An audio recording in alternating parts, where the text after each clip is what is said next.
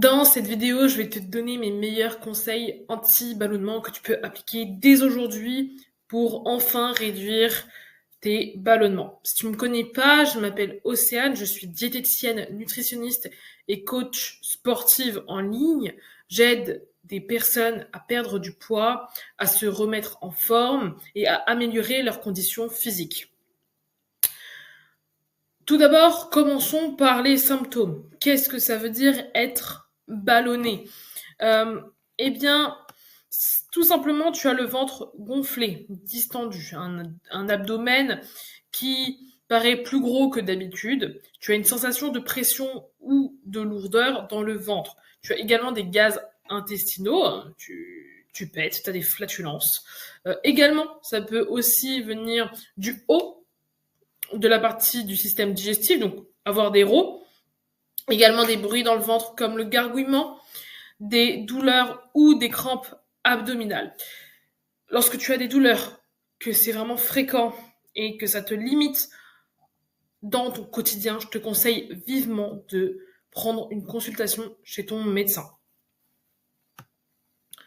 Les causes possibles, un petit peu, eh bien, elles sont multifactorielles. Ça veut dire qu'elles dépendent de plusieurs facteurs. Le premier, on va penser, c'est celui alimentaire, l'alimentation. Certains aliments produisent des gaz ou tu ne sais pas digérer certains aliments. Également, le fait de manger trop vite, avaler de l'air, en fait, c'est de l'aérophagie.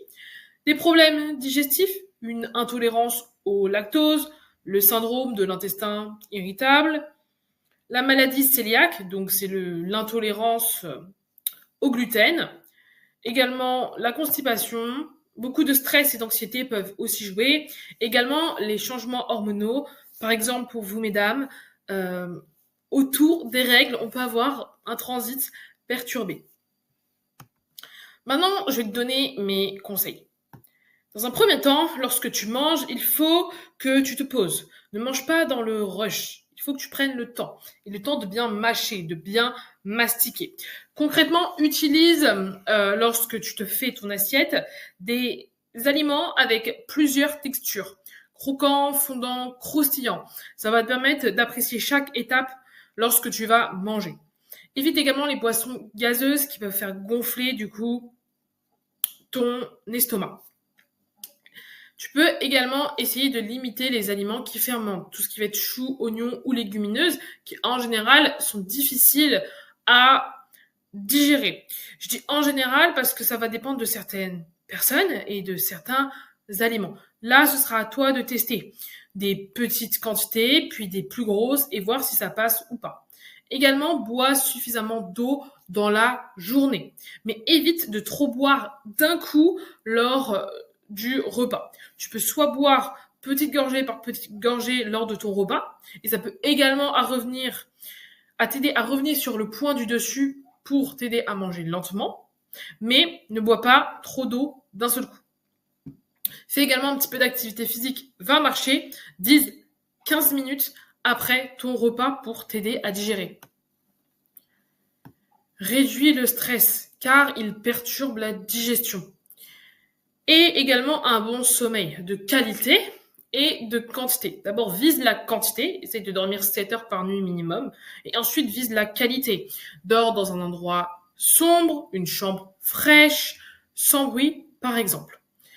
Évite de trop manger d'un coup en trop grosse quantité. Ça revient également avec le point précédent où je te parle de rapidité. Identifie les aliments que tu ne sais pas digérer. Certaines personnes ont une intolérance au lactose. Donc, ça vient des produits laitiers. Mange à heure régulière. Crée-toi une routine alimentaire. Mange ton petit-déj à 8 heures, ton repas à midi, ton dîner à 19 heures, par exemple, et une collation à 16 heures. Il faut que ce soit régulier pour également créer une adaptation et une meilleure routine.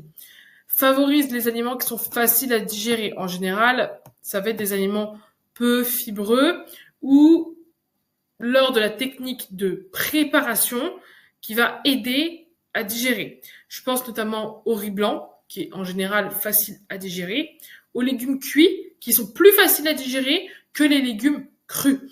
Notamment, par exemple, une courgette épépinée, sans peau, cuite à l'eau, serait bien plus digeste qu'une courgette juste cuite à la poêle avec sa peau et ses pépins. Donc enlève les fibres. Pareil, une banane mûre ne sera pas, on va pas digérer de la même manière une banane mûre qu'une banane qui ne sera pas mûre. Par rapport en fait à la nature des fibres qui vont changer lors que la banane va mûrir. J'espère que cette vidéo t'a aidé. Si tu es intéressé par plus de conseils, n'hésite pas à t'abonner à la chaîne. Et également, dans la description, tu vas trouver un calendrier où tu peux réserver une consultation qui t'est totalement gratuite si tu veux discuter avec moi de tes objectifs et également si je peux t'aider à mettre un plan en place pour, par exemple, mieux digérer. Je te dis à très vite pour une prochaine vidéo.